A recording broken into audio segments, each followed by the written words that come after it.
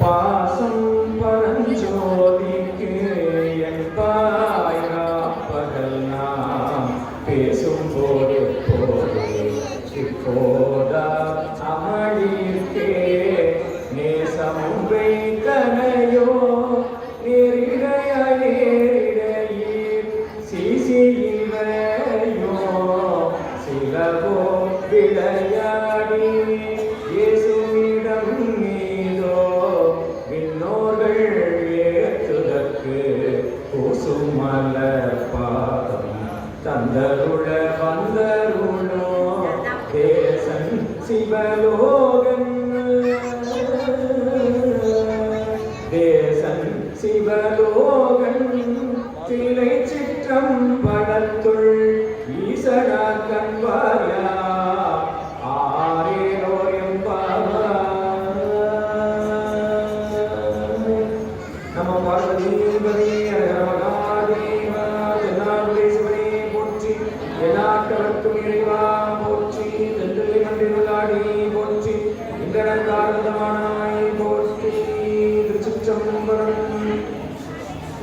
எல்லாம் வல்ல ஞானமே வடிவமாக விளக்கக்கூடிய அருளும் சிவகாமியை உடனாகிய அருள்மிகு சிவானந்த புத்த பெருமானுடைய எடுத்த பொற்பாத கமலங்களையும் இத்திருத்தலத்தில் எழுந்தருளி அருள்பாடித்துக் கொண்டு வரக்கூடிய சிவலோகநாத பெருமானுடைய திருப்படி கமலங்களையும் அடியை திசை நோக்கி வணங்கி மகிழ்ந்து நாளும் நம்மை ஏற்படுத்தி வரக்கூடிய திருக்கையிலாய் பரம்பரை திருவாவூரை ஆண்டு குருமகா சன்னிதானம் அவர்களுடைய பொன்னாட்டருடைய கமலங்களையும் தர்மயாதின நட்சத்திர குருமணிகளுடைய பொன்னாட்டருடைய கமலங்களை திசை நோக்கி வணங்கி மகிழ்ந்து இங்கு எழுந்தருளி இருக்கின்ற அடியார் தர்மத்தினுடைய திருப்படி கமலங்களையும் ஞானாசிரியர் மக்களுடைய குருவர்களையும் வணங்கி இன்றைய நாள் நமக்கு ஒரு நன்னாளாக அமைந்திருக்கின்றது.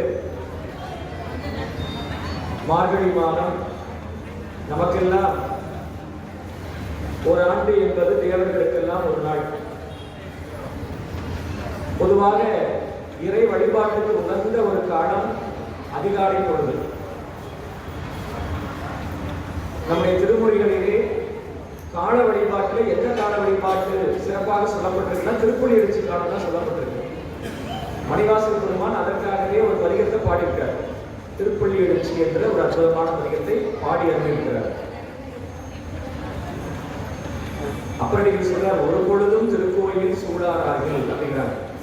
சிவாலயம் நமக்காக காலையில திருப்பள்ளி எழுச்சி காலம் தொடங்கி இரவு அர்த்தசாம பூஜை வரை 6 கால பூஜை சிவாலயங்கள் நடக்குது.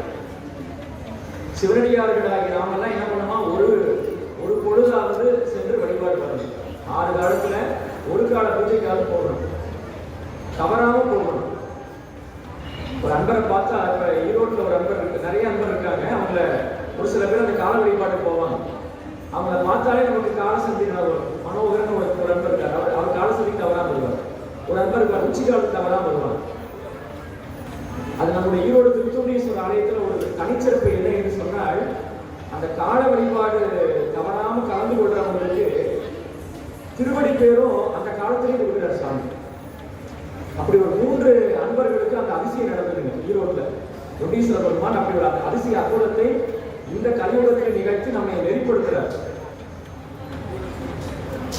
பாலசுப்ரமணியம் ஒரு அன்பர்கள், அவங்க தினப்படி கணவன் மனைவியுமா தினமும் காலையில சிவபூஜை பண்ணுவாங்க. அவங்க காலையில 3 மணிக்கே எழுந்துருவாங்க. 5:30 மணிக்கு கோயில் போயிடுவாங்க. தினமும் மார்கழி மாசம் மட்டும் இல்லை, எல்லா மார்கழி மாசம்ல 3:30க்கே போயிடுவாங்க. மற்ற மாதங்கள்ல 5:30 மணிக்கு கோயிலுக்கு போய் கோயில் உள்ள அனுமதி கொடுப்பாங்க. விளக்கெல்லாம் வச்சு முன்னாடி கோலமிட்டு மலர்ப்பணி செய்வாங்க. அப்படி இடைவிடாது அந்த தொண்டு செய்தவருக்கு அவங்க பசங்க எல்லாம் வெளியூர்ல இருக்கிறாங்க. அம்மையார் சிதம்பரம் அபிஷேகத்துக்கு போயிட்டு திரும்பி வரத்துக்குள்ள அதிகாலை பொழுதுல சாமி ஐயா உடனே திரும்பி அனுப்பிச்சிட்டார். லேசா அவருக்கு ஒரு மைண்ட் அட்டாக் வந்து காலையில இரவு வரைக்கும் மலர்ப்பணி செஞ்சிருக்காரு. காலையில சரியா 4 மணி 4:30 மணி அளவுக்கு அவருடைய ஆன்மாவை இறைவன் சேர்த்துக்கிட்டார். திருப்பள்ளி எழுச்சிக்கு தவறாம தரிசனம் பண்ணவருக்கு வாய்ப்பு. திருப்பள்ளி எழுச்சியிலேயே அன்னைக்கு திருப்பள்ளி எழுச்சியிலேயே காட்சியில சிவலோகத்துல அது மாதிரி உச்சி காலத்துக்கு ஒரு அன்பர் வருவாரு, தங்கவேலு ஒரு அன்பர். எல்லாத்துக்கும் சான்று, எதுவும் கற்பனை கதையல்ல, கதையெல்லாம் நிஜம். சொல்றதெல்லாம் கதையெல்லாம் நிஜம். வருஷம் நடந்த வரலாறு. ஏன் அப்படின்னா நம்ம அந்த நாள் வழிபாட்டை தொடர்ந்து மேற்கொள்ளணும். அந்த தங்கவேலுங்கிற அன்பர் உச்சிக்காலம் வந்து தரிசனம் பண்ணிட்டு வீட்டுக்கு போகிறார். வீட்டில் உடனடியே திருவடி எடுத்துட்டார் அந்த உச்சிக்கால வேலையிலேயே. அதே மாதிரி உங்களுக்கு எல்லாம் தெரியும், நம்முடைய பொன்னமச்சிவாயம் ஐயா தாண்டாமலத்து சேர்ந்தவங்க ஈரோட்டில் பிஎஸ்எல் பணியாற்றினவங்க. நமக்கெல்லாம் நம்ம இங்கே வழிபாட்டுகள் தவறாம வருவாங்க. பொன்னமச்சிவாயம் ஐயா அவங்களுடைய அக்கா வீட்டுக்காரர் சதாசிவம் ஐயான்னு சொல்லிட்டு அவரும் அதே மாதிரி அத்தசாமத்துக்கு வருகின்ற போது திருவடி எடுத்தார். அத்தசாம நேரத்திலேயே அத்தசாமத்துக்கு தவறாம வந்து பல்லக்கம் சுமப்பார். அன்னைக்கு அத்தசாம வழிபாடு நடக்கிற நேரத்தில் அவரு சிவலோகம். ஆக இது என்ன ஒரு சிறப்புன்னா, நம்ம கால வழிபாட்டை ஒரு நாளைக்கு ஒரு பொழுதாவது சாமி வந்து தவறாம வழங்கணும். திருவாவடுதுறை ஆதீனத்தினுடைய 23வது சன்னிதானம் சொல்லுவாங்க. காகத்துக்கு ஒரு நாள் காலையில 6 மணிக்கு உணவு வச்சு பழகினீங்கன்னா தினமும் 6 மணிக்கு வந்துடும். தினமும் உண்டு. அது மாதிரி நீங்க தினமும் ஒரே நேரத்துல வீட்டுல எல்லா நேரமும் எல்லா நாளும் ஒரே நேரத்துல பூஜை பண்ணி பாருங்க. காகமே வரப்போகுது, சிற்றறிவுடைய காகமே வரும்போது அம்மையப்பட்டு வரமாட்டானா அப்படின்னு 23வது சன்னிதானம் அடிக்கடி சொல்லுவாங்க. அதனால நம்ம செய்கின்ற வழிபாடு வந்து தினப்படி எல்லா நாளும் அந்த நேரத்தில் குறித்த நேரத்தில் செய்யணும். அதனால இந்த மார்கழி மாதத்தில் நீங்க எல்லாம் மாலை வழிபாட்டுக்கு வந்திருக்கிறீங்க. நிறைய பெண் குழந்தைகள்லாம் வந்திருக்கிறீங்க. ரொம்ப சிறப்பு. அதாவது இது வந்து அடுத்த கட்டத்தை நோக்கி போயிட்டு இருக்கு. தேசிய விழாவா மாறிடுச்சு. நம்ம வெள்ளக்கோயில் சுரவநாதத்தில் நடக்கக்கூடிய திருவம்பாவைகளை தேசிய விழா. ஏன்னா ஐயா சொன்னா வட மாநிலத்தை சேர்ந்த அசாம் மாநிலத்தை சேர்ந்த நம்முடைய வளர்ச்சி எல்லாம் வந்து உங்களுக்கு இடம் சிறார்கள்லாம் வந்து இந்த விழாவில் பங்கெடுத்து இது வந்து இப்ப மாநில விழாவா இருந்து தேசிய விழாவாக அடுத்த கட்டத்துக்கு கொண்டு போற சாமி சிவலோகநாதர் வந்து தரம் உயர்த்திட்டார். அப்ப இன்னும் இது வந்து உலக அளவில் ஒரு விழாவாக மாற வேண்டும் உங்களுக்கு போயிடுச்சு. அப்படின்னா ஐயா உலக அளவில் கொண்டு போயிட்டாரு. ரொம்ப சிறப்பு இருக்குங்க. அதுதான் ரொம்ப சிறப்பு. அதாவது விழாக்கள் நிறைய இடங்கள் நடக்குதுங்க. நிறைய இடங்கள் இந்த பாவை விழா என்பது எல்லா ஊரிலும் நடக்குது. இந்த பாவை விழாவை 2ஆ பிரிக்கலாம். நிறைய ஊர்கள்ல சடங்கா நடக்குது, சில ஊர்ல தான் உயிரோட்டமா நடக்குது. சில ஊர்ல, பல ஊர்ல சடங்கு, பல ஊர்ல என்ன பண்ணுவாங்க, சாயங்காலம் தீபாவளியாகும், காலையில் தீபாவளியாகும், ஊதுமத்திகள் என்ன பண்ணுவாங்க, மாலை அணிவித்து அவருக்கு தீபாவளி பண்ணி அவர் என்ன பண்ணுவாங்க, 20 பாட்டு பாடுவோம், தீபாவளி நடக்கும். ஏன் நம்ம திருவண்ணாமலையில கூட பாத்தீங்கன்னா உங்களுக்கு காலையில் மணிவாசல் பெருமான் புறப்பாடாகிற போது சாமி சுமக்கிறவங்க தவிர வேற யாரும் இருக்க மாட்டாங்க. அடியே ஒரே ஒரு ஆண்டு போய் திருவண்ணாமலையில மணிவாசல் பெருமான் பாடியிருக்கிறாரே திருவம்பாவை, நம்ம போய் அவசியம் பார்க்கணுமேன்னு சொல்லிட்டு ரொம்ப ஆசைப்பட்டு போனோம். ஒரு ஆண்டு பார்த்தோம், ஒரு 2 நாள் பார்த்தோம். அப்புறம் என்ன பண்ணிட்டோம், அப்போ ஒரு முடிவு பண்ணோம், இனிமேல் உயிர் உள்ள வரைக்கும் திருத்தொண்டீஸ்வரர் கோயில பார்த்தா போதும், நம்ம ஊர்ல பார்த்தா போதும், இங்க மாதிரி வேற எந்த ஊரையும் நம்ம ஊர் மாதிரி இவ்வளவு அன்பர்கள் வரதில்லை அப்படின்னு நினைச்சோம். அப்படி அந்த மாதிரி திருவண்ணாமலையிலேயே மணிவாசல் பெருமான் பாடி திருவண்ணாமலையிலே கூட இந்த அளவுக்கு ஒரு மக்கள் விழாவாக இல்லை. காலையில குறிப்பிட்ட சாமி சுமக்கிறவங்க தவிர வேற யாருமே வருது, கண்ணாலியாரும் கண்டையும் காண்பு. ஆனா இன்று சில ஊர்கள்ல தான் நம்ம அதை என்ன பண்றோம், உங்களுக்கு ஒரு உயிரோட்டமா மாற்றிருக்கிறோம். அதுல சில தலங்கள்ல நம்முடைய வெள்ளக்கோயில் சிவலோகநாதர் ஆலயமும் அமைந்திருப்பது வந்து உங்களுக்கு மற்ற மகிழ்ச்சியோடு மக்கள் விழாவை மாற்றியாச்சு. ஏன்னா அதை தொடங்கியவங்களுடைய அந்த நோக்கம் நம்ம ஐயா காலத்துல பி.கே. ஐயா காலத்தில் தொடங்கப்பட்டு அவங்களுடைய அந்த நோக்கம் இது யாருக்கு போய் சேரணும், இந்த பாவை விழாங்கிறது யாருக்காக கொண்டாடப்படக்கூடிய விழா, வயதானவங்களுக்காகவா, யாருக்காக, குழந்தைகளுக்காக, இளம் தலைமுறையினருக்காக கொண்டாடக்கூடிய விழா. அப்ப அது ஒரு நல்ல நோக்கத்துக்காக இளைய தலைமுறைக்கு போகணுங்கிற நோக்கத்தில் தொடங்கினாங்க. அது நல்ல முறையில சென்றடைஞ்சிச்சு. இங்க யாருக்கு போகணும்னு தொடங்கினாங்க, அதுதான் நோக்கம். எப்பவுமே ஒரு நல்ல நோக்கத்துக்காக தொடங்கினோம்னா அது என்னைக்குமே தோல்வி அடையாது. திருஞான சம்பந்த பெருமானை திருஞான சம்பந்த பெருமான் அப்பரடிகளை பார்த்து திருநாவுக்கர சுவாமிகளை பார்த்து அப்பரே என்று அழைத்தார். திருநாவுக்கர சுவாமிகளுக்கு எத்தனையோ திருநாமம் உண்டு. எத்தனை திருநாமம், பெற்றோர் சூட்டிய பெயர் மருளிக்கியார், இறைவனே சூட்டிய பெயர் திருநாவுக்கரசு, உளவார படையாளி, தாண்டகவேந்தர், ஆளுடைய அரசுகள், எத்தனை பேர் அவருக்கு, தாண்டக சதுரர், அத்தனை திருநாமங்கள் இருந்தாலும் கூட எல்லாராலையும் அதிகமாக பேசப்படக்கூடிய திருநாமம் அப்பர். அப்பர் சுவாமி. நம்ம கிராமத்துலாம் அப்பர் மேல சத்தியம், இந்த அப்பரான் சத்தியம் அப்படிம்பாங்க. அப்படி அந்த அப்பர் மீது ஆணையிடுகின்ற அளவுக்கு மக்களிடத்துல அப்பருங்கிற திருநாமம் வந்து பரவி இருக்கு. அப்ப அந்த அப்பருங்கிற திருநாமம் யார் சொன்னது? ஞானசம்பந்த பெருமான் அழைத்தது. அப்ப சம்பந்த பெருமான் எந்த அளவுக்கு அன்போடு அழைத்திருப்பார் அந்த திருநாமம் கிடைக்கிறதுக்கு அப்படிங்கிறதுக்கு இது ஒரு மிகச்சிறந்த ஒரு சான்று. அதுபோல நல்ல நோக்கத்தோடு நாம் தொடங்குகின்ற எந்த ஒரு செயலும் என்னவாக, அதனாலதான் அதுக்கு அருமையாக சொன்னார் தெய்வ சேக்கிழார் பெருமான் திருநாவுக்கரசர் வளர் திருத்தொண்டின் எரிவாழ. வளர் திருத்தொண்டு, வளர் திருத்தொண்டு, அந்த வளர்கிற திருத்தொண்டு வந்து வினைத்தொகை. வளர்ந்த திருத்தொண்டு, வளர்கின்ற திருத்தொண்டு, வளரும் திருத்தொண்டு, வளர்மதி. வளர்மதி பேர் இருக்கிறாங்க, வளர்ந்த மதி, வளர்கின்ற மதி, வளரும் மதி. அது மாதிரி வளர் திருத்தொண்டுனா எப்பொழுதுமே முக்காலத்தும் எப்போதும் திருமேனி திருந்துவாருங்கிற மாதிரி. அது மாதிரி இந்த நம்முடைய பாவை விழா ரொம்ப சிறப்பாக ஆண்டுதோறும் மெருகு கூடிக்கொண்டே போகிறது. அது ரொம்ப இன்னைக்கு ஐயாவுடைய பேத்தி பெயர்த்தி எங்க ஈரோட்டு அம்மாளுடைய திருநாமத்தை கொண்ட வாரணி அம்மை. வாரணி அம்மை என்று சொன்னால் எப்பொழுதும் சிவபெருமானையே சூழ்ந்திருப்பான்னு அர்த்தம். வார்கொண்ட வனமுலையால் உமைவங்கன் கடலைங்கிற மாதிரி வாரணினா எப்பொழுதும் சிவபெருமானை சூழ்ந்திருப்பார். வார் அணி எப்பொழுதும் அம்மையே சூழ்ந்திருப்பார், சிவபெருமானை சூழ்ந்திருப்பார். அப்படி தண்ணீர் பெருவிழா எம்போமான் அப்படிங்கிறது தான் வாரணி. அது அந்த வாரணிகள் திருநாமம் சொன்னாங்க. நீங்க அவங்களுடைய வீடியோல தம்பி காட்டார், உமாபதி காட்டார். அவங்களே மலர் கொடுக்குறாங்க, சாமிக்கு அலங்காரம் பண்றாங்க. உன்னை சிங்காரித்து உன்னழகு பாராமல் என்னை சிங்காரித்து இடப்பட்டுன்னு அவங்க சிங்காரிக்காம சிவலோகநாத சிங்காரிக்கிற அளவுக்கு இன்னைக்கு சாமி வந்து அதாங்க. நம்ம வந்து சமுதாய நலமாற்றம் இறங்கணும்னா நம்ம வீட்டை வந்து பெருமாள் தாங்கிக் கொள்றாங்கிறது பெரிய சான்று. ஐயா அவர்கள் எவ்வளவு பெரிய ஒரு உயர்ந்த நோக்கத்தோடு எல்லாரும் நம்ம வீட்டுல நம்ம சோபூஜை பண்ணா போதும், நம்ம வீட்டை நடராஜ வச்சு நம்ம வழிபாடு பண்ணுவோம், நம்ம எல்லாம் நம்ம வீட்டுல எல்லாம் பண்ணுவோம் நினைக்காம அதை ஒரு இடம் பண்ணாங்க கொடுங்க, பொது வழிக்கு கொண்டு வந்தாங்க. அந்த பொது களத்து கொண்டு வந்து எல்லாரும் வரணும், எல்லாரும் இந்த வழிபாட்டுக்கு வரணும். எல்லாரும் சிவ வழிபாடு என்பது எளிமையானது, யாரும் சிவ வழிபாடை பார்த்து பயந்து போகக்கூடாது அப்படிங்கிற ஒரு உயர்ந்த நோக்கத்துல எவ்வளவு தூரம் அதுக்காக முயற்சி எடுத்தாங்க, எவ்வளோ அன்பர்களை ஆற்றுப்படுத்தினாங்க.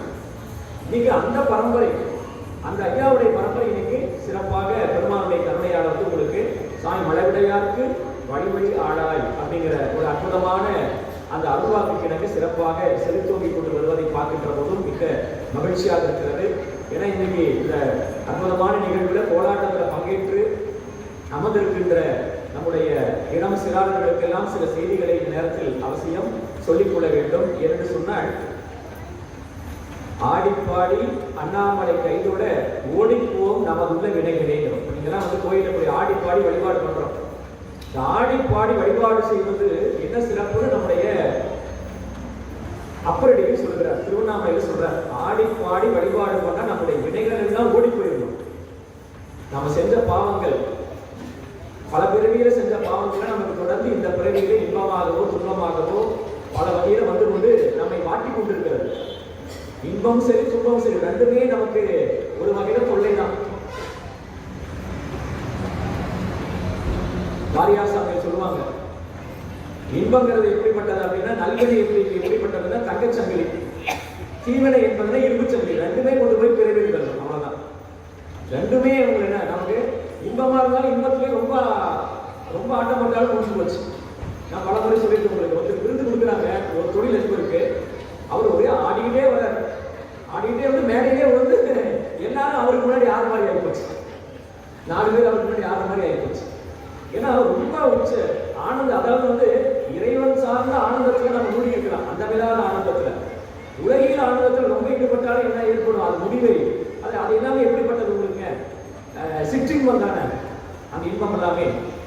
அதனால இந்த அற்புதமான பாவை விழாவில் பங்கெடுத்திருக்கக்கூடிய நம்முடைய இளம் சிறார்கள் எல்லாம் நீங்கள் இந்த ஆடி பாடி அண்ணாமலை பாடி பரவுகின்ற இந்த வழிபாட்டில் ஈடுபட்டதனால் நம்முடைய செய்த முன்வடையில் நாம் அறியாது செய்த வினைகள் எல்லாம், நம்முடைய தீவினைகள் எல்லாம் பெருமான் நமக்கு விளக்குகிறார்.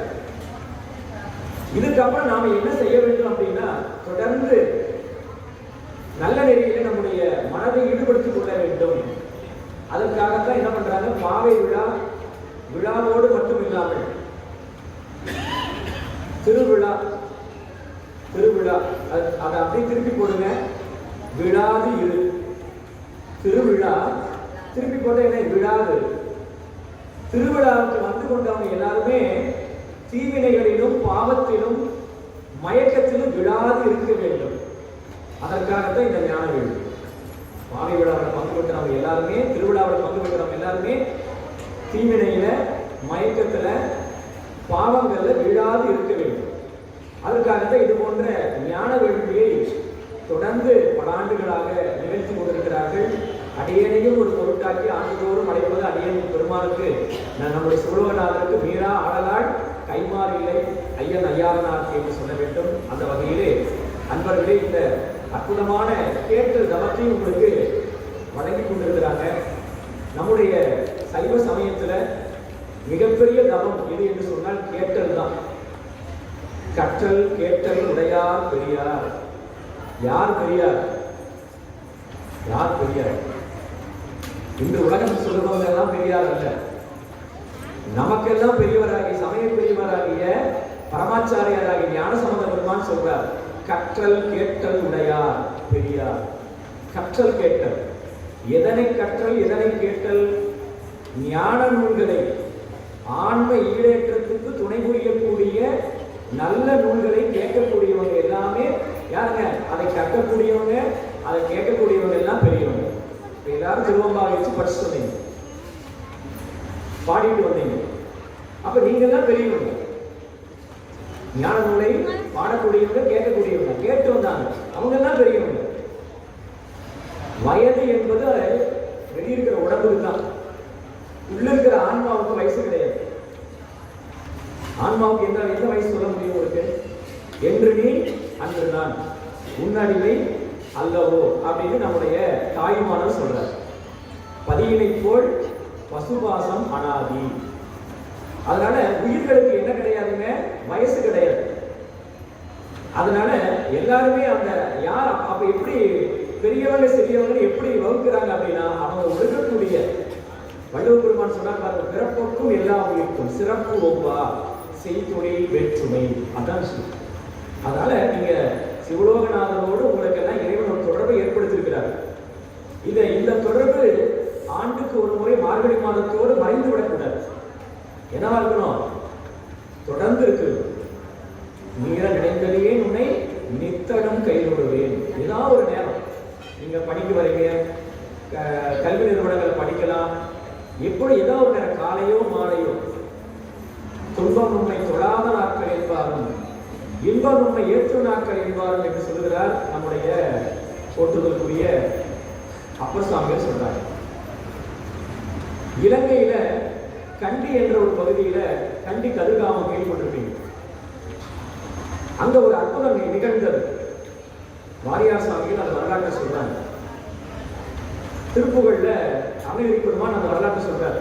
வனமுறை வேடன் அருளிய பூசை மகிழ் கதிர்காம உரையோனே.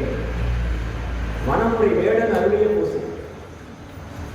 அங்க கதிர்காமத்துல ஒரு வேடன் தினந்தோடு போய் அங்க இருக்கக்கூடிய முருகப்பெருமானை வழிபாடு செய்வாங்க. தினமும் தவறாம பூஜை பண்ணுவான். இந்த வரலாறு நம்ம எல்லாரும் நல்லா கேட்டுக்கணும். தவறாம பூஜை பண்ணுவார். அந்த பூஜை பண்ணிட்டு என்ன பண்ணுவாங்க உங்களுக்கு? பூஜைக்கு பிறகுதான் அவர் தன்னுடைய பணிக்கு போவார். அப்படி நாள்தோறும் போகின்ற பொழுது ஒரு நாள் முருகப்பெருமான் என்ன செய்கிறார்? அவருடைய அன்பை இந்த உலகம் அறிய வேண்டும் என்பதற்காக ஒரு திருவிளையாடல் நிகழ்கிறார். அன்று அந்த வேடன் கங்கையிலே, அங்க நம்ம இலங்கை நாட்டில் ஓடக்கூடிய எல்லா நதிக்குமே கங்கைன்னு பேருங்க. ஒவ்வொரு பேர் அடைமொழியோட ஒரு கங்கைன்னு பேரு. அவ்வளவு ஒரு சிவபூமி அது. எல்லாரும் நம்ம தமிழர்கள் எல்லாரும் ஒரு முறை ஈர நாட்டுக்கு போகணும். அங்க இருந்து பாடல்பட்ட தலம் இருக்கிறது. யாழ்ப்பாணத்துல கந்தசாமி கோயில், ரொம்ப அற்புதமான முருகப்பெருமான் கோயில். திருவாசக அரண்மனை இருக்கிறது. இப்போ திருமந்திரத்துக்கு கோயில் திறந்துருக்கிறாங்க. திருவாசக அரண்மனைக்கு போனீங்கன்னா கிட்டத்தட்ட திருவாசகத்தை முழுமையாக அங்கே திருவாசகத்தினுடைய பதிகங்களை போட்டிருக்காங்க. கிட்டத்தட்ட ஒரு 20 மொழிகளில் சிவபுராணத்தை மொழிபெயர்த்து போட்டிருக்கிறாங்க. சிவபுராணம் மட்டும் 20 மொழியில போட்டிருக்கிறாங்க. ரொம்ப அற்புதமா இருக்கு. பிறவியில் ஒரு முறையாவது நம்ம அந்த சிவபூமிக்கு போகணும்.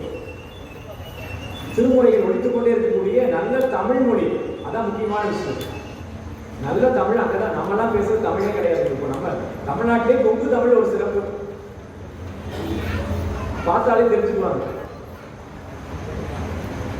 ஒரு முறை ராமேஸ்வரம் சென்றிருந்த பொழுது அங்க இருக்கின்ற ஓதுவாமூர்த்திகிட்ட அத்தசாமம் எத்தனை மணிக்குங்க அவதான் கேட்ட வரவங்க கேட்கல. அவங்க அடுத்த கேள்வியே கோயம்புத்தூரா ஈரோடுங்களா அப்படின்னு ஈரோடுக்கு அப்படின்னு. அப்புறம் அது 8 மணிக்குங்க அவங்க சொன்னவனே எத்தனை மணிக்குங்க அவ்வளோதான், வேற ஒன்றும் கேட்கல. அந்த ஒரு இங்க போட்ட உடனே அது ரொம்ப மரியாதையான ஒரு ரொம்ப அருமையான அப்படி அது சொல்லக்கூடிய அளவு நம்ம கொங்கு தமிழ் சொல்றோம்.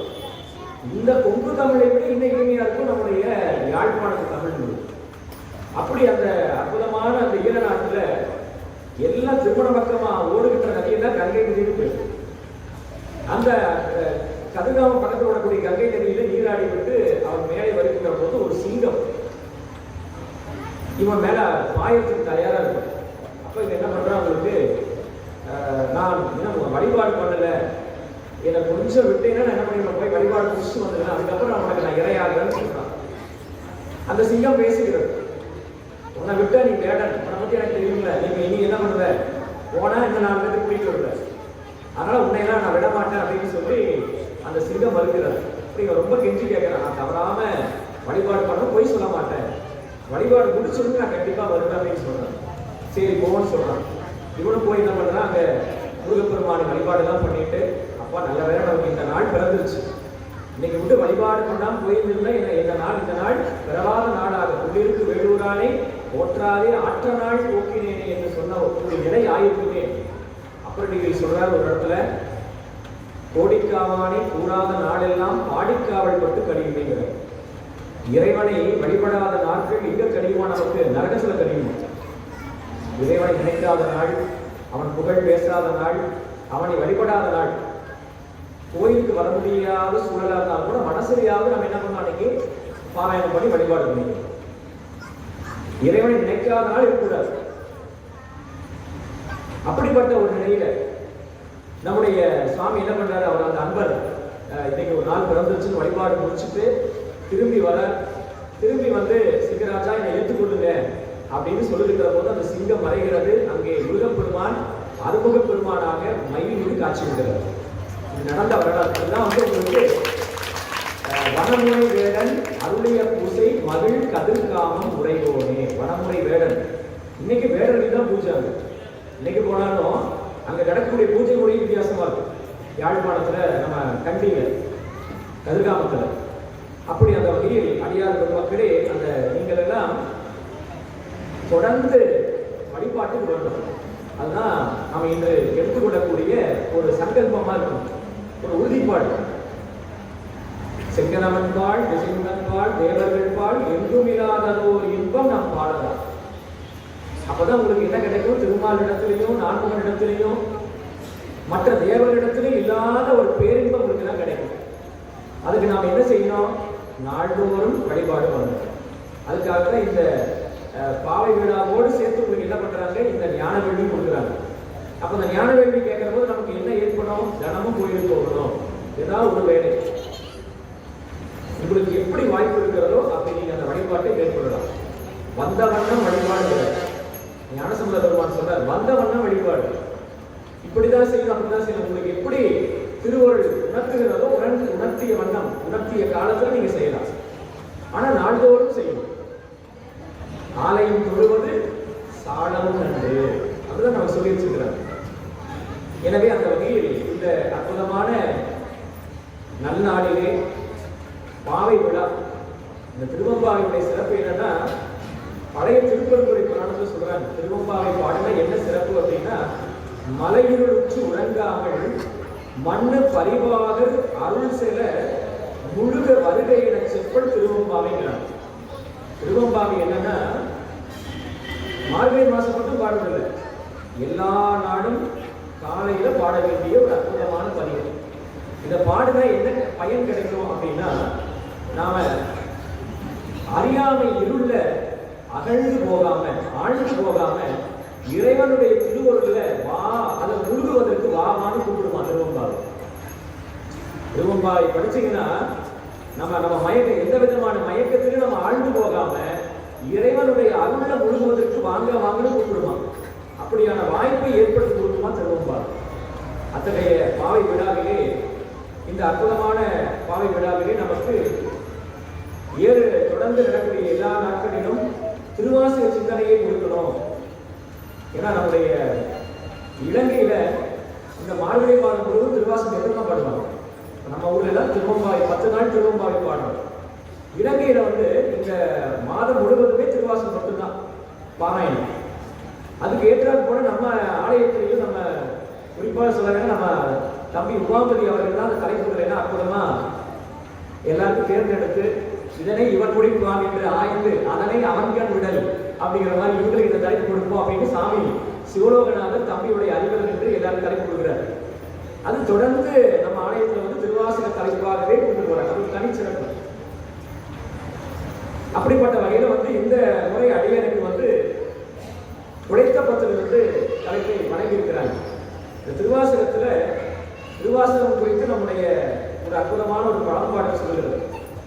தமிழ் மொழியினுடைய சிறப்பாக 6 நூல்கள் முக்கியமா இருக்கு. தமிழ் மொழியினுடைய அடையாளம், தமிழ் மொழியினுடைய பொக்கிஷம் இந்த 6 நூல்கள் அப்படின்னு ஒரு பாடல் சொல்லுது.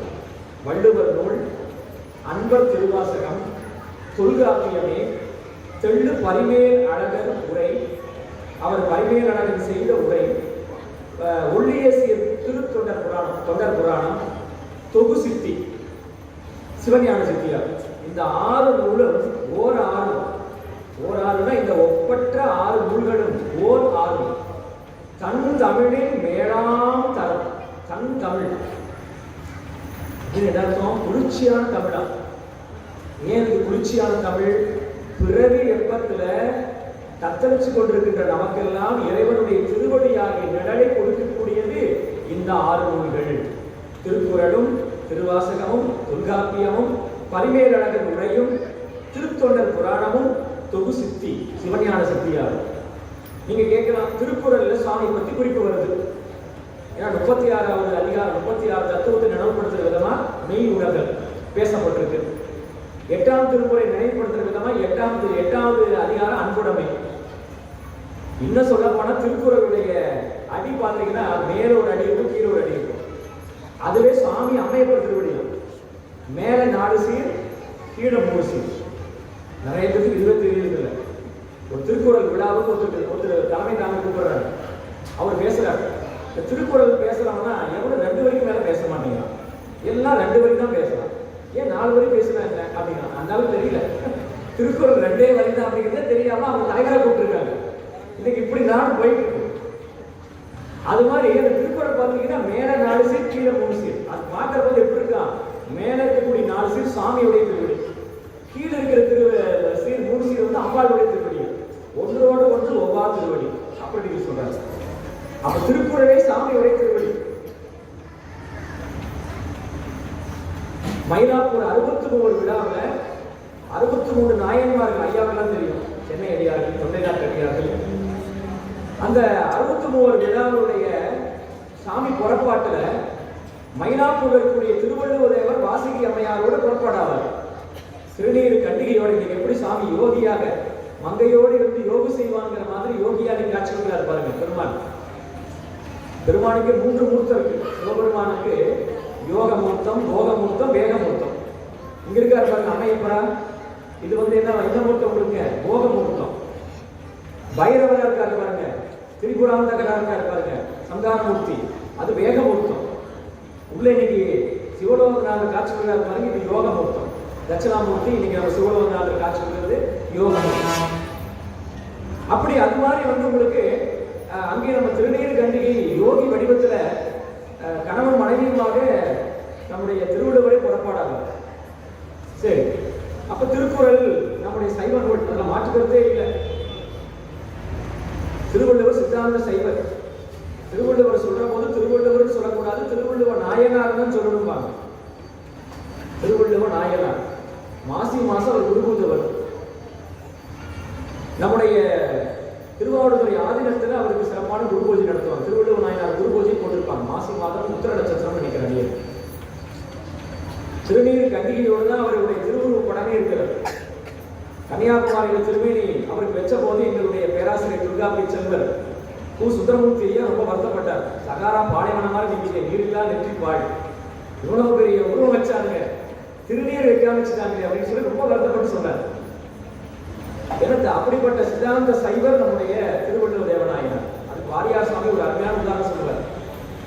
எல்லா சமயத்தாரும் நீங்க திருவள்ளுவர் எங்க சமயம்னு சொல்லிக்கீங்க, அதை பத்தி ஒன்றும் கவலையே இல்லை. ஆனா அவர் எங்க சமயங்கிறது எப்படி அப்படிங்கிற ஒரு உதாரணம் சொல்லுவார். ஒரு பள்ளியில ஒரு ஆசிரியர் இருக்கிறார், 8ஆம் வகுப்பு ஆசிரியர் வச்சுக்கோம். அந்த 8ஆம் வகுப்பு ஆசிரியர் ஒரு வகுப்பு பொறுப்பாசிரியர் இருக்கார். அந்த வகுப்புல அந்த ஆசிரியருடைய மகன் இருக்கிறான். அந்த அந்த ஆசிரியருடைய 8ஆம் வகுப்புல அவருடைய மகன் இருக்காங்க. அப்ப மற்றவங்களுக்கு எல்லாம் ஆசிரியர் மட்டும்தான். ஆனா அந்த ஆசிரியருடைய மகன் இருக்கா பாத்தீங்களா, அவனுக்கு என்ன ஆசிரியரோட சேர்த்து அப்பாங்கிற ஒரு சிறப்பு உரிமை உண்டு. அதே மாதிரிதான் நீங்க எல்லாரும் திருவள்ளுவரை கொண்டாடுவீங்க, ஆனா அவர் எங்க தகப்பன், எங்க சாமி அப்படின்னு கொண்டாடக்கூடிய உரிமை யாருக்கு உண்டு? சைவருக்கு மட்டும்தான் உண்டு, சிவனடியாருக்கு மட்டும்தான் உண்டு. வேற யாருக்கும் அந்த உரிமை கிடையாது. தமிழருக்கு நமக்கு மட்டும்தான் உண்டு, சித்தாந்த சைவருக்கு மட்டும்தான் உண்டு. அப்படி அந்த அளவுக்கு திருவள்ளுவருக்கு நமக்கு தொடர்பு உண்டு. சரி, இதுல தொல்காப்பியம் எப்படிங்க அப்படின்னு ஒரு கேள்வி கேட்கலாம். அது மட்டும் ஒரு சின்ன செய்தி சொல்லிட்டு நம்முடைய உரைக்குள்ள போயிடலாம். ஏன்னா திருக்குறள் சொல்லியாச்சு, பரிமேலழகனுடைய உரை சொல்லியாச்சு. பரிமேலழகர் வந்து வைணவராக இருந்தாலும் கூட கடவுள் வாழ்த்துல தெளிவா சொல்றாரு. என்ன சொல்றாரு? தொழில் பொறியில் குணமிடவே என் குணத்தால் தாளை வணங்கா தலை அப்படிங்கிற அந்த குறளுக்கு விளக்கம் கொடுக்கிற போது சொல்றார், இந்த எண்குணம் என்பது சைவ ஆகமங்களிலே சிவபெருமானுக்கு சொல்லக்கூடியது என்றார். ரொம்ப தெளிவா சொல்றார். அதுதான் அந்த நடுநிலைமை. அவர் வைணவராக இருந்தாலும் கூட வைஷ்ணவராக இருந்தாலும் கூட என்ன பண்றாருங்க, தெளிவா சைவ ஆகமங்கள்ல சிவபெருமானுக்கு சொல்லக்கூடிய 8 குணங்கள் தாங்க இது, வேற எதுவும் இல்லைங்கிறார். அப்படி ஒரு நடுநிலைமை இருக்கணுங்க. இன்னைக்கு கடவுள் வாழ்க்கை விட்டுட்டு உரை எழுதலாம். ஏன்னா இவனுக்கு என்ன தேவை அதை மட்டும் எழுதலாம், அது விஷயம், அது ஒரு தனி அரசியல். நீங்க பாத்தீங்கன்னா தெரிஞ்சுக்க அவனுக்கு தோணி கருத்து எழுதலாம். ஆனா அவ்வளவு தெளிவா பண்ணார். அதனால பரிமேலழகர் உரை சிறப்பு. சரி, தொல்காப்பியத்துல என்ன அவ்வளவு சிறப்பு சொல்லப்பட்டிருக்கு? இலக்கண நூல் தானே. உலகத்திலேயே மனித வாழ்க்கைக்கு இலக்கணம் சொன்ன ஒரே மொழி தமிழ் மொழி. எடுத்து சொல், அதுக்கு மேல பொருள் என்று சொல்லக்கூடியதுல மனிதனுடைய வாழ்க்கையாகிய அகம்புறத்தை பத்தி பேசியிருக்கிறாங்க. அதுல ஒரு அற்புதமான ஒரு விஷயம் சொல்லியிருக்காரு. ஒரே ஒரு நுட்பா அந்த சொல்ற, காமம் சான்ற கடைக்கோள் காலை, ஏமம் சான்ற மக்களோடு துவண்டு, தலைவனும் கலவையும் இல்லற வாழ்க்கை நடத்தி சொன்ன சொல் தவறாத பிள்ளைகளை பெற்றெடுத்து. பிள்ளைகள் வந்து யாரு நமக்கு உண்மையான வாரிசுனா, நாம சொன்னதை நம்முடைய கடமையை அடுத்து யார் நிறைவேற்றாங்களோ அவங்கதான் வாரிசு. அது உங்க வயிற்றுல பிறந்தவங்க மட்டும் இல்லை, உங்களுக்கு தோன்றவங்க மட்டும் இல்லை. நீங்க விட்டு போன தொண்டினை, நீங்கள் விட்டு போன அறப்பணியை யார் அடுத்து எடுத்து நடத்துறாங்களோ அவங்க உங்க வாரிசு. அதான் உண்மையான விஷயம். அப்ப ஏமம் சாரா மக்களோடு வந்து சொன்ன சொல் தவறாத பிள்ளைகளை பெற்றெடுத்து அறம்புரி சுற்றத்தோடு, நம்ம சுற்றத்தார் எப்படி இருக்கணுமா? தர்ம சிந்தனையுடைய சுற்றத்தாரா இருக்கணுமா? நெஞ்சில் வஞ்சமில்லா இடம் தரும் அறம்புரி சுற்றமோடு கிழவனும் கிடத்தியும். கிழவன் கிடத்தினா வயசானவன் அர்த்தம், அது உரிமையுடையவன். இன்னைக்கு என்ன கிழமை? என்ன கிழமை? திங்கட்கிழமை. திங்கட்கிழமை அர்த்தம் திங்களுக்கு உரிய நாள். கிழமைன்னா என்ன அர்த்தம்? உரியதுன்னு அர்த்தம். கிழமைனா உரியதுன்னு அர்த்தம். அதனாலதான் உயர்ந்த கைலை உயர் மலைக்கிழவோனே, பழனி மலைக்கிழவோனே எல்லா இடத்துலையும் பாடிருக்காரு. தூரப்பெருமான கிழவன் பாடிருக்காரு. யாரு? அந்தகரி பெருமான் பாடிருக்காரு. அதுக்காக வயசானவங்களை அப்படி அர்த்தம் இல்லை, அந்த அந்த பழனி மலைக்கு உரியவர். அதுபோல கிழவனும் கிழத்தியும் அப்படின்னா என்ன அர்த்தம்? அந்த இல்லத்துக்கு உரிய தலைவனும் தலைவியும் சிறந்தது பயிற்றல் இறந்ததன் பயனே. அவ்வளவுதான். சிறந்த ஒன்றை அடைவதுதான் இறந்ததன் பயன்னா வாழ்க்கை வாழ்ந்ததன் பயன், இறந்த காலத்தினுடைய பயணம். சிறந்ததுன்னா என்ன? வள்ளுவர் பெருமான் சொல்றாரு. என்ன சொல்றாருங்க? பிறப்பு என்னும் பேதமைங்க சிறப்பு என்னும் செம்பொருள் காண்பது அறிவு. அப்ப சிறப்புனா யாரு? மணிவாசன் பெருமான் சொல்றார், செம்பொருள் துணிவே சீருடை கடலே அப்படிங்கிறார். செம்பொருள் துணிவேங்கிறார். அப்ப சிவபெருமான் செம்மை, செம்மை பொருள். செம்மை பொருள் சிவம்னு சொல்றோம், அதுதான் சிறப்பு. அப்ப சிறந்தது பயற்றல் அப்படின்னா சிறந்த ஒன்றை அடைவதுதான் இறந்ததன் பயன். அப்ப கணவன் மனைவி வாழ்ந்த வாழ்க்கையுடைய பயன் என்ன? சிவத்தை அடைவது. இப்படி சொல்லு அப்படின்னு சொல்லுகிறது. அப்ப பாத்தீங்கன்னா உங்களுக்கு அப்ப ஏன் இந்த 6 நூலை சொன்னாங்க அப்படிங்கிறது உங்களுக்கு எல்லாம் புரியும். அப்படிப்பட்ட அற்புதமான இந்த 6 நூல்களிலே ஒன்றாக இருப்பதுதான் நம்முடைய திருவாசகம். இப்படிப்பட்ட இந்த திருவாசகத்தை அருமையா சொல்லுவாங்க. திருவாசகத்துல மணிவாசக பெருமான் சொல்வார், தப்பாமே தாளடைந்தார் நெஞ்சுருக்கும் தந்தையினார். சிவபெருமான் எப்படிப்பட்டவன்னா அவர் அடைஞ்சவங்களை தப்பாம உருட்டுவாராம், உருக்கி வைப்பார். அதே போலதான் திருவாசகம் உங்களை உருக்கக்கூடியது. அதனாலதான் திருவாசகத்தை சொல்ற போது சொல்லுவாங்க போன் மெல்டிங் சாங்ஸ் அப்படின்னா, உடனே உருக்கி உள்ளொலி பெருக்கி அப்படிங்கிற மாதிரி மணிவாசக பெருமானே சொல்லுவாங்க, தும்பி நீ அங்கெல்லாம் போய் நீ சிறுத்தேன் உண்ண வேண்டாம், உங்களுக்கு இங்க வந்து இறைவனுடைய திருநாமம் வந்து பேசுனா போது என்ன அவங்களுக்கு எல்லாமே எல்லா வகையிலையும் உன்னுடைய நிரப்பி எலும்ப உருக்கி எல்லாத்தையும் உருக்கி நமக்கு உனக்கு ஆனந்த தேன் சொல்லியும் அப்படின்னு சொல்லி நம்முடைய மணிவாசக பெருமானே சொல்வார்கள். திணைத்தனை உள்ளதோர் புகழில் தேன் உண்டானே, நினைத்தோறும் பேசுந்தோறும் காண்போரும் எப்பொழுதும் அனைத்து எலும்பு உள்ளன ஆனந்த தேன் சொல்லி குடிக்குடையாளுக்கே சென்று உதாய் போர் தும்பி அப்படிம்பாங்க. ஈரோட்டில் ஒரு சொற்பொழிவாளர் இருந்தார், டாக்டர் ராஜமாணிகள் சொல்லிட்டு இருந்தீங்க. அவங்க திருவாசகத்திலையும் திருவருப்பாளர்கள் ஈடுபாடு உடையவர், மருத்துவர். அவர் திருவாசகம் பற்றி பேசுற போது எலும்பு கொண்டு போயிருவார். திருவாசகம் போல்ட் மெல்டிங் சாங்ஸ், இந்த எலும்பையும் உருக்கக்கூடியதுங்க, கல்லஞ்சையும் கரைக்கக்கூடியதுங்க அப்படின்னு சொல்லி பேசுவார். அப்படி சிவபெருமான் எப்படி தன்னை அடைந்தவர்களுடைய நெஞ்சை உருக்குவாரோ அதே போல திருவாசகம் என்ன பண்ணும், ஓதக்கூடியவரை உருக்கக்கூடியது. அப்படிப்பட்ட அற்புதமான இந்த திருவாசகத்துல நமக்கு பெரியவங்களால் வகுக்கப்பட்ட அந்த பதிக அமைப்புல 33வது பதிகமாக விளங்கக்கூடியது குழைத்த பத்து. இந்த குழைத்த பத்து என்று சொன்னாலே என்ன அர்த்தம்னா, குழைத்த என்று சொல்லுக்கு வருந்த செய்தல் அப்படின்னு பொருள். வருந்த செய்தல் அப்படின்னா என்ன அர்த்தம் அப்படின்னா, இறைவா என்னை உன்னுடைய திருவடியில முழுமையாக ஈடுபடுத்திக் கொள். வினையின் காரணமாக நாங்கள் நிறைய துன்பம் அடைகின்றோம். அந்த துன்பத்திலிருந்து எங்களை நீ மீட்டு எடுத்து உன் திருவடிக்கு இடையே சேர்த்துக்கொள். எங்களுக்கு இந்த உலக வாழ்க்கை வேண்டாம், மண்மேலையாக்கு விடுமாறும் வந்தும் கடற்கே புகுமாறும் அப்படிங்கிற அந்த அருள்வாக்கு எனக்கு இந்த உலக வாழ்க்கை வேண்டாம், உன்னுடைய திருவடி வாழ்க்கை தான் எங்களுக்கு வேணும். அதனாலதான் மணிவாசகர் என்ன சொல்ற, அடியார்களோடு நரகம் போயிடும் இல்லேன் அப்படிங்கிறார். திருவுருளால் இருக்க பெரும் இறைவா உள்ளேன் பிற தெய்வம் உன்னை அல்லாது எங்கள் உத்தமனேங்கிறார். அப்ப அந்த வகையில நாம இருக்கின்ற இடம் சொர்க்கமா நரகமா அப்படிங்கிறது வானுலகம் மேலுலகம் கீழுலகத்தை பொறுத்து இல்லை. உங்களுடைய எண்ணம் எதை நோக்கி இருக்கிறது. சித்தத்தை சிவன் வாழ் வைத்திருந்தால் சித்தம் சிவமாக்கி செய்தனவே தவமாக்கும். அதனால இறை சிந்தனையோடு நீங்க இருக்கக்கூடிய இடம் அது சொர்க்கமா இருந்தாலும் சரி நரகமா இருந்தாலும் சரி, நமக்கு அதை பத்தி கவலை இல்லை. நம்முடைய எண்ணம் இறைவனை நோக்கி இருக்கிறதா, அதைத்தான் சாமி பார்க்கிறார். அதைத்தான் நமக்கு இங்கே நம்முடைய திருமுறைகள் காட்டுகிறது. அதனாலதான் மணிவாசக பெருமான் சொல்றார், நரகம் புகினும் இல்லை, நான் நரகத்திலே இருந்தாலும் கூட அவனை நான் திட்ட மாட்டேன் சாமி, திருவருளாடி இருக்க பெரிய திருவருள் சிந்தனையோடு இருக்கா எனக்கு அது நரகம் இல்லை. எல்லாரும் பாருங்க, வைகுண்ட ஏகாதசின்னு அதுக்கு தனியா வேற டோக்கன் அட்வான்ஸ் கொடுத்துட்டு டிக்கெட்லாம் வாங்கிட்டு அடிச்சு முடிச்சுக்கிட்டு உள்ள போய் அங்க 4 பேர் தள்ளி விட்டு அப்படி ஏன் ஒரு 10 நாள் போனாலும் சொர்க்கத்துக்கு போயிடலாம் தானுங்க அப்படின்ட்டு எல்லாம் போறாங்க. ஆனா இந்த சொர்க்கத்துக்கு போனா என்ன நடக்கும் அப்படிங்கிறது நிறைய பேர் தெரியுது. நீங்க எல்லாம் வெளிநாட்டு போய் விசா வாங்கிட்டு போறீங்க, விசா முடிஞ்சு என்ன பண்ணுவாங்க, துரத்தி விட்டுருவாங்க, கிளம்பு விட்டுருவாங்க.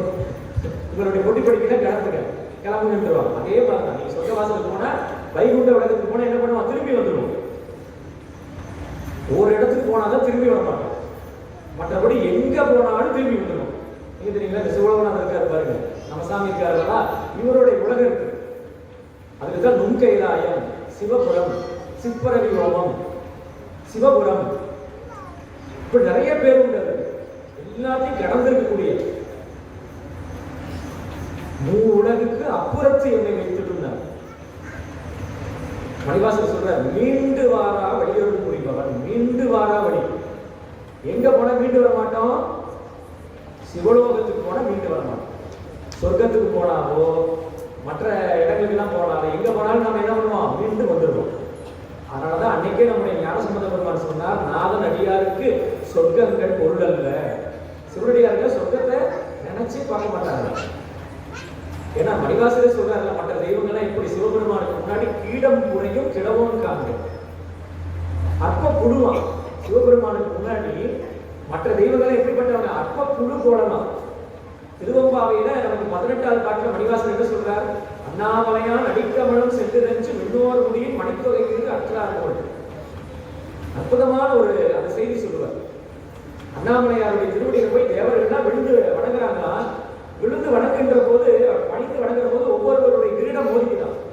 மோதி என்ன ஆகுது? அவருடைய கிரீடத்தில் இருக்கிற மணிகள் எல்லாம் அப்படியே குவிச்சு கிடக்குது. அந்த மணிகள்லாம் குவிச்சிருக்கிற போது எல்லா மணிகள் நம்ம ஊர்ல இருக்கிற மாதிரியா? எல்லாத்துக்கும் டூப்ளிகேட் வச்சுருக்காங்க பாருங்க. எல்லாத்துக்கும் டூப்ளிகேட் வச்சுருக்காங்க பாருங்க. அது மாதிரி மணிகள்லாம் தேவர்களாக அணிஞ்சிருப்பாங்க. எவ்வளோ உயர்ந்த நவரத்தின கற்களை பதிச்சிருப்பாங்க.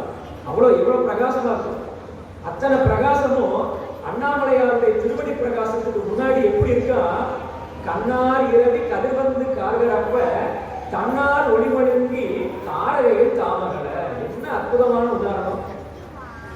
சிவபரத்துவத்தை இதை விட வேற யாராவது காட்ட முடியுமா? என்ன சொல்றார்? சூரியனுக்கு முன்னாடி நட்சத்திரங்கள் எல்லாம் எப்படி ஒளி இழந்து போகுதோ, தன்னால் ஒளி மழுங்கினா உங்களுக்கு தெரியும். என்ன புத்தி மழுங்கிருச்சா அப்படிங்கிறாங்க இல்லைங்க. மழுங்கி தாரகையில் தாமகல. தாரகைன்னு என்ன? நட்சத்திரம். எப்படி? கண்ணார் இரவி கதிர்வந்து காக்கிறப்ப கண்ணெல்லாம் நிறைஞ்சிருக்கக்கூடிய அந்த சூரியனுடைய ஒளி கதிர்கள் பரவுகின்ற போது நட்சத்திரங்கள் எப்படி இரவெல்லாம் ஒளி வீசி கொண்டிருக்கிற அந்த நட்சத்திரங்கள்லாம் என்னவாகுது? சூரியன் வந்தோட இருக்கிற இடமே தெரியாம போயிடுச்சு. அதுபோல சிவபெருமானுடைய திருவடி பிரகாசத்துக்கு முன்னாடி மற்ற தேவர்களுடைய அந்த ஒளி எல்லாம் என்னவாயிட்டு? காணாம போயிடுச்சு. அங்க எல்லாம் அடங்கி போச்சு அப்படின்னு என்ன அழகா சொல்றாரு. அதுபோல அடியார் பெருமக்களே, இறைவனிடத்திலே நம்முடைய எல்லாம் வல்ல பரம்பொருளாகிய சிவபெருமான், அவருக்கு மேல எந்த தெய்வம் இல்லை. அதான் ரொம்ப முக்கியமானது. அதனால நம்ம ஆலயத்துல நிறைய முத்தங்கள் இல்லை. நிறைய இருந்தா இந்த சாமி கும்பிடுறது நம்ம இப்ப யோசிச்சிருக்கோம். சனிக்கிழமை நவகிரக கூட சுத்திட்டு இருப்போம். வியாழக்கிழமை சுடல் மாலை போட்டுட்டு அங்கேயே நின்று இருப்போம். பிரகாரங்கள்ல பல மணி நேரம் நிக்கிறாங்க. உள்ள போய் சாமி சன்னதியில பாத்தீங்கன்னா 2 நிமிஷம் நிக்கிறது இல்லை. அவங்களுக்கு தெரியறது இல்லை எங்க அதிகமா நிக்கணும், எங்க குறைவா நிக்கணும்னு தெரியறது இல்லை. வணக்கம் எங்க இருக்கணும், வழிபாடு எங்க இருக்குன்னு தெரியறது இல்லை. பிரகாரங்களுக்கு எல்லாம் வணக்கம் வச்சா போதும், அவ்வளவுதான். வழிபாடுங்கிறது ஒரே தெய்வம், ஏக தெய்வ வழிபாடு. அதாவது நம்ம இதுல அவரே அப்பனி அம்மைனி ஐயரம்மி அன்புடைய மாமனும் மாமியும் எல்லாம் இவர்தான். சிவலோக நாயகி இவர்தான், விநாயகர் இவர்தான், முருகர் இவர்தான், எல்லாமே சிவலோகநாதர் தான். ஆனா நமக்கு அந்த இறை சிவபெருமானை வழிபட்டாலே எல்லா நலன்களும் கிடைக்கும் என்று நமக்கு தெரிவது. நவகிரக தலங்களே எப்படி உருவாகியது? நவகிரகங்கள் தங்களுக்கு ஏற்பட்ட இடையூறுகளை அங்கிருக்கின்ற சிவபெருமானை வழிபட்டுதான் தீர்த்தாங்க. நவகிரக தலங்கள் ஏதாவது ஒரு தலமாவது பெருமாள் கோயில் இல்லை வேற ஏதாவது சாமி கோயில் இருக்கா? சிவபெருமான் கோயில் தவிர எல்லாம் சிவாலயம் தான். அப்ப இதுவே நமக்கு தெரிகிறது. அதனாலதான் நம்முடைய சாமி என்ன சொல்றாரு? உங்களுக்கு என் உள்ளமே புகுந்தார்கள். யாருக்காக வெளியூர் தோழி கொண்டு விடமுண்ட கண்ட மிக நல்ல வேலை கடமை. சாமி அமைப்பு உள்ளத்தில் இருக்காங்க. அதனால இந்த கிரகங்கள்லாம் எங்களுக்கு வர வேண்டிய அவசியமே இல்லை. ஒரு 2 நாளைக்கு முன்னாடி அடியேன் 2 சக்கர வாகனத்துல நம்ம வீட்டில் அவங்க எல்லாம் அழைச்சிட்டு போயிட்டு இருக்கிறோம். 3 பேர் அவங்க போயிட்டு இருக்கிறோம். அப்ப நாங்க பக்கமா வரத பார்த்தோம். ஒருத்தர் அவங்களும் அந்த வண்டியில வரணும்னு நினைச்சிட்டு இப்படி கை காட்ட வராங்க. அதுக்கப்புறம் என்ன பண்றாங்க? 3 பேர் இருக்கிறத பார்த்தோன்னா இப்படி திருப்பிட்டாங்க. அவங்க கடந்து போற போது ஒரு செய்தி திருவள்ளுவர் உணர்ந்துச்சு. என்ன உணர்ந்துச்சு அப்படின்னா, ஞானசம்பந்த பெருமானுடைய தோழர் பற்றி நினைவு வந்துச்சு. உங்களுடைய உள்ளத்துல சிவபெருமான் இருந்தாலும் வச்சுக்கோங்க, சாமி இருந்துட்டாருன்னா இது மாதிரி கிரகங்களோ தீய சக்திகளோ இப்படிதான் அவங்களுக்கு லிப்ட் கேட்க கை காட்டும். உங்களை நீங்க சிவபெருமானுக்கு வச்சுக்கிட்டு கூட்டிட்டு போயிட்டு இருந்தீங்கன்னா அதுக்கெல்லாம் என்ன பண்ணலாம்? சிவபெருமான் இருக்கான்னு பார்த்தோன்னா அதுக்கெல்லாம் நீங்க லிப்ட் கேட்காது, உங்களுக்கு திரும்பியே பார்க்காது. புரியுதுங்களா உங்களுக்கு? நீங்க சிவபெருமான் எப்பவும் உள்ளத்துல இதுதான் ஞான சிவபெருமான் சொல்றீங்க. உடனே உள்ளத்துல யார் இருக்காங்க? சிவபெருமான் இருக்காங்க. ஆனால் இந்த ராகு கேது யாரும் வேண்டியதே இல்லை, பயப்பட வேண்டிய அவசியமே இல்லை. ஆசிரியர் நல்ல அவை நல்ல அடியாரருக்கு மிக அவ்வளவுதான். அதைத்தான் நம்முடைய மணிவாச பெருமான் சொல்றார். பெருமானே, இந்த தீவினைகளால் அடியேன் வருந்திக் கொண்டிருக்கிறேன். என்னை உன்னுடைய திருவடியில முழுமையாக என்னை ஈடுபடுத்த வேண்டும் அப்படின்னு கேட்கிறார். அதனாலதான் இந்த பதிகத்துடைய தலைப்பு என்ன கொடுத்தாங்க பாருங்க, ஆத்ம நிவேதனம். நம்முடைய ஆன்மாவை இறைவனிடத்தில் முழுமையா ஒப்படைக்கிறது ஆத்ம நிவேதனம். அது ஏற்றாற் போல இதுல வரக்கூடிய ஒரு பாடல் எல்லாரும் சிவபூஜையுடைய நிறைவோடு சொல்லுவாங்க இந்த பாட்டை. அன்றே இதன் ஆவியும் உடலும் உடமை எல்லாரும் குன்றே அணையாய் என்னை ஆட்கொண்ட போதே கொண்டில்லையோ இன்றோர் இடையூறு எனக்கு உண்டோ. இப்ப நமக்கு வரக்கூடிய இடையூறுகள் எல்லாம் இந்த 3 ஆள வருது. ஒண்ணு ஆவி, நம்ம உயிர் சார்ந்து வரும், உயிர் சார்ந்த துன்பங்கள், உயிருக்கு ஒன்றும் ஆபத்து இல்லையே அப்படின்னு கேட்கறாங்க. அதுதான். அடுத்து பாத்தீங்கன்னா உடமை சார்ந்து அல்லது உடல் முதல்ல, அடுத்து உடல் சார்ந்து ஒன்றும் பெரிய அளவில் காயமா இல்லையே, உடம்புக்கு ஒன்றும் பிரச்சனை இல்லையே அப்படின்னு கேட்கறாங்க. அதை உடல் சார்ந்து. அடுத்து உடைமை, எல்லாம் பொருள் பத்திரமா இருக்குங்களா, வெள்ளம் வந்துச்சுங்களா, உங்க பொருள்லாம் ஒன்றும் பண்ணலையே. இன்னைக்கு தான் கேள்வி தென் மாவட்டங்களிலும் சென்னையிலும் கேட்கக்கூடிய கேள்விகள் என்ன உங்களுக்கு இதுதான் கேள்வியா இருக்கு. உடமைகளை என்ன எதை பொருள் என்ன ஆச்சு, என்னென்ன சேதாரம் என்ன ஆச்சு. அப்ப எல்லாருக்கும் என்ன இருக்கு, நிறைய பேருக்கு உயிர் பாதிக்கப்பட்டது, சில பேருக்கு உடல் பாதிப்பு, சில பேருக்கு உடைமை பாதிப்பு. அப்ப இந்த 3ஐ தாண்டி நமக்கு எந்த இடையூறு வராது. நீங்க எந்த இடையூறு வேணாலும் யோசிச்சு பாருங்க. ஒன்னா உயிர் சார்ந்து அல்லது உடல் சார்ந்து உடைமை சார்ந்து. இந்த 3ஐயும் நாம சிவபெருமான் ஒப்படைச்சு வச்சுக்கோங்க, நமக்கு எந்த குறையும் இல்லை. இன்றோர் இடையூறு எனக்கு உண்டோ, அவ்வளவுதான். எந்தோர் துக்கன் எம்மானி நன்றே செய்வாய், துடை செய்வாய், துடை செய்வியா நீ. ஆக என்ன அழகா சொல்றாரு. ஆக அதைத்தான் இந்த குறைத்த பத்து முழுவதும் மணிவாசன் பெருமான் சொல்றார். ஆத்ம நிவேதம், உன்னை என்னிடத்தில் முழுமையாக ஒப்படைத்து விடுகின்றேன். நாம என்ன பண்றோம், முழுசா ஒப்படைக்கிறோம். நாம எல்லாருமே என்ன பண்றோம்னா பார்ட் டைம் ஜாப் தான் பார்க்கணும். பார்ட் டைம் அடிமை. மணிவாசன் சொன்னார் ஃபுல் டைம் அடிமை சொன்னார். நீடா ஆளாய், நீடா அடிமை உனக்கே ஆளாய் அப்படின்னாரு. இப்ப இவர் சொல்றாரு அவங்களுக்கு என்ன சங்கமின் குறை காதோர் பெருமானுக்கு மீளா ஆளாய் பொய்மன சேவலையிலேயே சென்று உருகணும் என்றார். நாமாக்கும் மொழியிலும் நம்மனை என்றோ நரகத்தில் இடப்பட நடனையிலும் ஏமாப்போம் பிரியலையோ என்று சொல்லக்கூடிய பாட்டுல என்ன பண்றாரு, அந்த பெருமானுடைய திருவடிக்கே சங்கமின் குறை காதோரை பெருமானுக்கு மீளா ஆளாயினார்.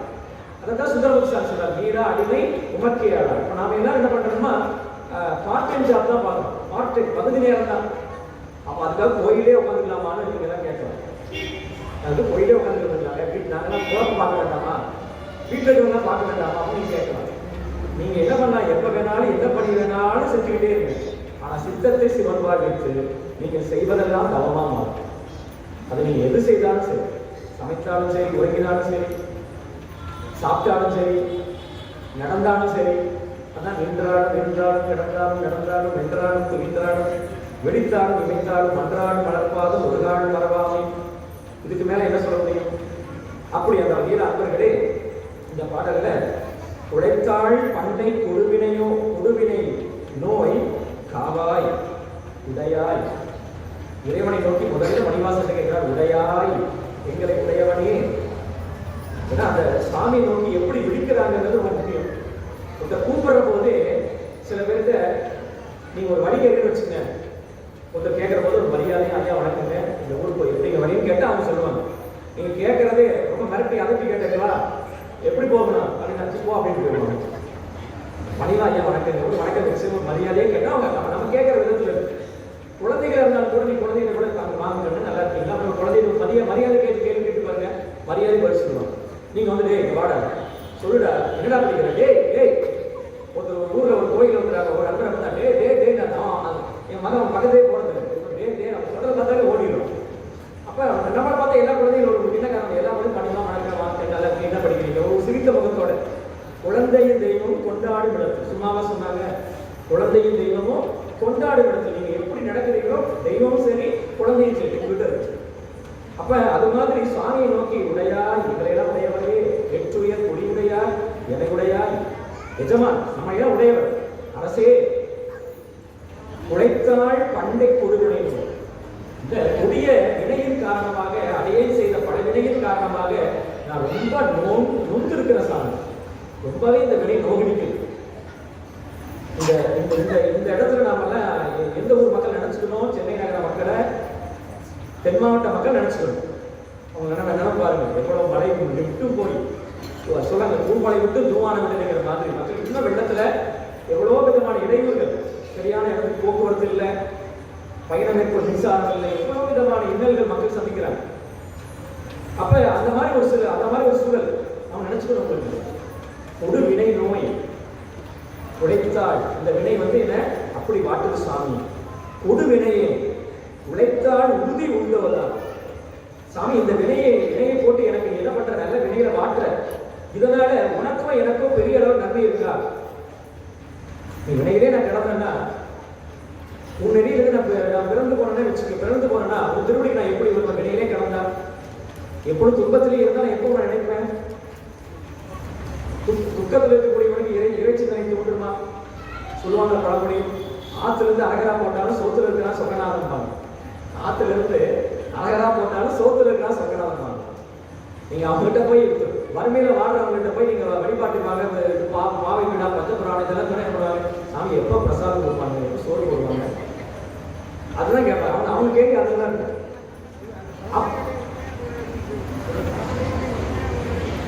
நிறைய அர்த்தம் இருக்கு. அது உண்மையான பொருள் பார்த்தீங்கன்னா சோறு என்ற இடம் சொல்லிருப்பாங்க. அதான் முக்தியில தான் நமக்கு மோட்சம் அப்படின்னு சொல்ல முடியும். அப்படி அது மாதிரி நமக்கு இப்படி நம்முடைய பெரியவங்க சொல்லி வச்சிருக்கிறாங்க. அந்த வகையில நான் இப்படி துன்பத்திலே கிடந்தேன்னா, வினையிலே கிடந்தேன்னா உனக்கு நன்மை இல்லை, எனக்கு நன்மை இல்லை. உன்னையே ஏசுவாங்க. அடியார் சிவபெருமானுடைய அடியார் எப்படி கஷ்டப்படாது பாருங்க. உன்னை ஏசுவாங்க. மணிவாசர் சொல்றார், தேய் மதியன் மானிடன் என்று உன்னையெல்லாம் இயேசுவாங்க. தேய்மதினா தேய்ந்த பிரைசுடையவன் அர்த்தம், அறிவு குறைஞ்சவன் அர்த்தம். பித்தன் பேயன் பித்தன்னு சொல்லுவேன். அப்புறம் மானிடன் சொல்லுவேன். மானி இடமா கொண்டார், இடது கருத்துல மானி இருக்கிறார், அப்படி ஒருத்தர் இருக்கு. இன்னொரு வகையை சொல்ல போனா மனுஷன் திட்டுவாங்கிறார். ரெண்டு விதமா. ஏன்னா எனக்கு அருள் செய்தீங்கன்னா என்ன பண்ணுவேன், இதை பாசிட்டிவா சொல்லுவேன், இல்லைன்னா நெகட்டிவா சொல்லுவேன். அப்படி அந்த வகையில உங்களுக்கு உன்னை இயேசுவனை வீட்டில் விண்ணப்பத்தில் அது மாதிரி பெருமானே உன்னை இயேசுவாங்க. அப்ப உறுதிங்கிறது உனக்கும் இல்லை, எனக்கும் இல்லை, ரெண்டு பேரும் இயேசுவாங்க. அது உமையால் கனவா என்னை ஆழ்வா, என்னை ஆட்கொண்டு அருசை பெருமானே, என்னை கைவிட்டு விடாது அப்படின்னு கேட்டுட்டு என்ன சொல்றார், பிழைத்தால் பொறுக்க வேண்டாமோ, நான் என்ன பிழை செய்திருந்தால் அதை பொறுத்துக் கொள்ள வேண்டியது உன்னுடைய கடமை ஆயிற்று. பொறுப்பரன்றோ பெரியோர் சிறு நாய்கள் தான் பொய்யினையே. சாமியை பெரியவராக நினைக்கணும், நம்முடைய சிறுமையை நினைச்சுக்கணும், அதான் முக்கியம். அப்படிதான் மணிவாசகர் அப்பதான் உருக்கை ஏற்படும். இறைவன்கிட்ட உருக்கை ஏற்படும்னா ஒரு முக்கியமான விஷயத்த திருவாசகத்துல எல்லா பாடல்களையும் சொல்லப்பட்டிருக்கு. ஒரே கருத்துனா இறைவனுடைய பெருமையும் ஆன்மாவினுடைய சிறுமையும் பேசப்பட்டிருக்கிறது. ஆன்மா ஒவ்வொரு பாட்டிலும் சொல்றா, கொடு வினையேங்கிற சிறுமை, உடையாய் அப்படிங்கிறார், அது பெருமை, பெருமானுடைய பெருமை. அப்ப அந்த வகையில பிரைசேர் சடையாய் முறையோ என்று அடைத்தால் அருளாது ஒளிவரோ. ஆக பிரைசேர் சடையுடைய பெருமான் எப்படி அடைக்கிறார் பாருங்க. பிரைசேர் முடியாய்ங்கிற போது என்ன அர்த்தம், சாமி உன் அடியில விழுந்த சந்திரனை தூக்கி முடியில வச்சுக்கிட்டே சாமி, அதே மாதிரி என்னையும் தாங்கணும். கிராமத்துல சொல்றாங்க பாருங்க, தலைமையில வச்சு தாங்குறாங்க, தலைமையில வச்சு கொண்டாடுறாங்க பாத்தீங்களா. உலகத்தை சொன்னாங்க, மருமகளை மாப்பிள்ளைய தாங்குறாங்க, தலைமையில வச்சு தாங்குறாங்க. அந்த சொல்லாடல் எப்படி உருவாச்சு, சிவபெருமானால தான். அப்படி அந்த வகையில பிறையை தாங்கியது கூட எங்களையும் நீ தாங்க வேண்டும் பெருமானே என்று கேட்டு அடியேன் அழைத்தாள் நீ அருளாது ஒளிவரோ, அருள மாட்டேன்னு சொல்றது ஏற்புடையதா? அம்மானே உன் அடியேற்கு அடிமைதான். அடிமைகளை ஆட்கொள்ள வேண்டியது யாருடைய கடமை? எஜமானுடைய கடமை. இப்ப நம்ம நாட்டில் இருக்கக்கூடிய மக்களுக்கு ஏற்படக்கூடிய துன்பங்களை போக்க வேண்டியது யாருடைய கடமை? அரசாங்கத்துடைய கடமை. ஏன் உடனே புயல் வந்தாலும் மழை வந்தாலும் அரசாங்கம் ஏன் ஓடுறாங்க? அரசாங்கம் போனா ஏன் கேள்வி கேட்கறாங்க? வரலன்னா ஏன் மக்கள் கேள்வி கேட்கறாங்க? அங்க போய் உதவி அவங்க பண்ணணும். என்ன நம்மளுடைய கடமை. ஏன்னா என்ன சொல்லப்பட்டிருக்கு பெரிய புராணத்துல, தன்னால் தன் பரிசனத்தால் பகைவரால் கழிவரால் பிற உயிர்களால் ஆணபயம் ஐந்தும் தீர்த்து ஆடக்கூடியவன் அரசனுடைய கடமை என்று பெரிய புராணம் சொல்லுது. இப்படி பெரிய புராணத்தை வச்சு பதவி ஏற்கக்கூடிய காலம் வரும் தமிழ்நாட்டில். இந்த அஞ்சையும் வச்சு, இந்த அஞ்சும் அரசனாலேயோ அரசனுடைய பரிவாரத்தினாலேயோ பிற உயிர்களாலேயோ கல்வராலேயோ என்ன பண்ணக்கூடாது, உங்களுக்கு மக்களுக்கு என்ன பண்ணக்கூடாது, துன்பம் வரக்கூடாதுன்னு ஒரு அரசன் பதவி ஏற்கும். ஏதோ இன்னைக்கு இது பண்ணி நம்ம பதவி ஏற்கிறாங்க, அப்படி ஒரு நிலைமை வரும். அது மாதிரி ஒரு இடையில உங்களுக்கு அப்படி நம்ம அடியவன் இல்லை, அடியனுடைய பிழை நீக்கி என்னை தாங்கிக் கொள்ள வேண்டியது எனக்கு அருள் செய்ய வேண்டியது உன்னுடைய கடமையாயிற்று. தன்னை அடைந்தால் வினை தீர்ப்பதன்றோ தலையாயவர் தங்கடனாவதுதான் தொழுவாரவர் துயராயன தீர்தல் உனது தொழிலே. உனது தொழிலுங்கிறாங்க சாமிட்டு போய் உன் பொழப்பே இதுதான் சாமிங்கிறாங்க. என்ன உன்னை வழிபட்டவங்களுடைய இடர் நீங்குவதும் உன்னுடைய பொழப்புங்கிறார். அது உரிமை. அதனால இந்த அற்புதமான திருப்பதிகத்தில் நமக்கு மணிவாசக பெருமான் காட்டக்கூடிய செய்தி இல்லை என்று சொன்னால், முழுமையாக இறைவனிடத்தில் உங்களை ஒப்படையுங்கள். அப்படி ஒப்படைத்து விட்டால் நமக்கு எந்த விதமான இடையூறும் வராது.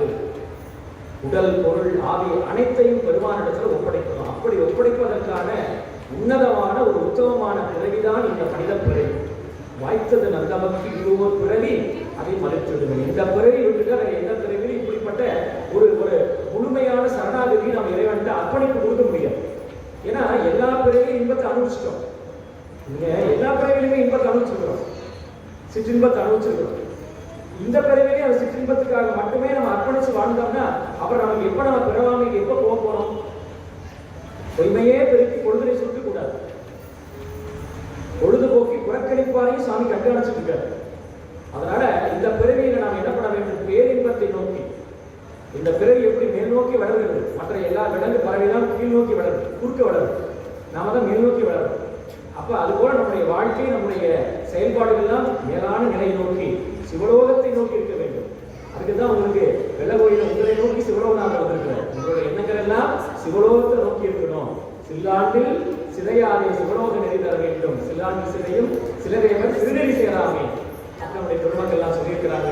அப்படி அந்த வகையில் அடியார் பெருமக்களை மணிவாசக பெருமான் வழி நின்று நீங்கள் இறைவனிடத்தில் உங்களை ஒப்படைத்து எல்லா நலன்களும் பெற்று இன்புறுவதற்கு மணிவாசக பெருமானுடைய குருவர்களும் சிவலோகநாதனுடைய திருவர்களும் உங்களுக்கு துணை செய்யும் என்று வாழ்த்தி இந்த அளவில் நிறைவு செய்கின்றோம். போற்றி அருள்களின் ஆதியாம் பாதவர் போற்றி அருள்களின் அன்னமாம் செஞ்சல்கள் போற்றி எல்லா உயிருக்கும் தோற்றமாம் பொற்பாதம் போற்றி எல்லா உயிருக்கும் போகமாம் உங்கடல்கள் போற்றி எல்லா உயிருக்கும் இரு அமிநேடிகள் போற்றி மால் நான்குகளும் காணாத புண்டரிகம் போற்றியாம் ஐயா குண்டரும் பொன்மலர்கள் போற்றியாம் ஆர்களின் நீர் ஆடேரோ